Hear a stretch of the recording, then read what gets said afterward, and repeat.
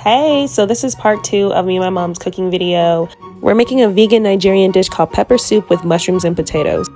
So for seasonings, you'll need ground red pepper and vegan chicken seasoning and umami seasoning that you can get from Trader Joe's.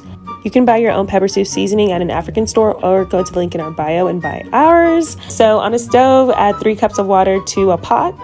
Add a tablespoon of pepper soup seasoning, tablespoon of ground red pepper, a tablespoon of vegan chicken seasoning. Then you want to take some mushrooms that have been soaking in salt water for at least 15 minutes and put them inside the pot.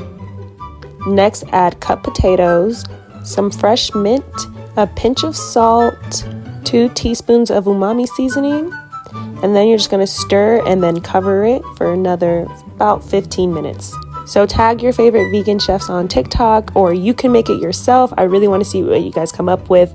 Bye guys.